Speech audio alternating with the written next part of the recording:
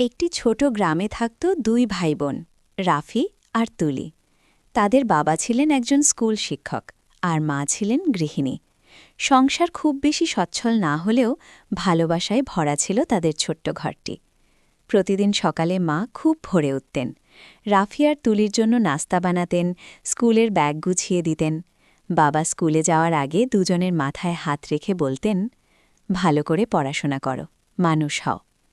একদিন স্কুলে রাফির পরীক্ষার ফল খারাপ হল। সে খুব ভয় পেল, ভাবল বাবা নিশ্চয়ই রাগ করবেন। বাসায় এসে সে চুপচাপ বসে রইল। বাবা ফলাফল দেখে একটু চুপ করলেন, তারপর কাছে বসে বললেন, ভুল করলে শিখতে হয়, ভয় পেলে নয়, আমি আছি তোমার পাশে। রাফির চোখে পানি এসে গেল। সে বুঝল বাবার আগের চেয়ে ভালোবাসা বেশি বোঝেন। অন্যদিকে তুলি একদিন খেলতে গিয়ে পড়ে গিয়ে হাত কেটে ফেলল। মা দৌড়ে এসে তাকে বুকে জড়িয়ে ধরলেন। ওষুধ লাগাতে লাগাতে বললেন, ব্যথা আমারও লাগে যখন তোমার লাগে।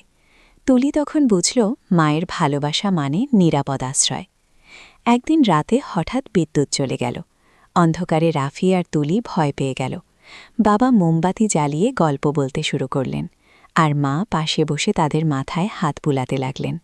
অন্ধকার ঘরটা হঠাৎ উষ্ণ হয়ে উঠল। সেদিন রাফি বলল, আমাদের ঘরটা ছোট, কিন্তু ভালোবাসাটা অনেক বড়। বাবা হেসে বললেন, ঘর বড় হলে সুখ আসে না, ভালোবাসা থাকলেই ঘর স্বর্গ হয়।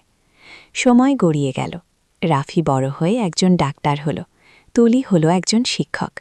তারা যত বড়ই হোক, বাবা মায়ের সামনে এখনও সেই ছোট্ট শিশুই রয়ে গেল। একদিন রাফি বলল, আমরা যা হয়েছি তোমাদের ভালোবাসার কারণেই। মা হেসে বললেন, সন্তানের হাসিই বাবা মায়ের সবচেয়ে বড় পুরস্কার।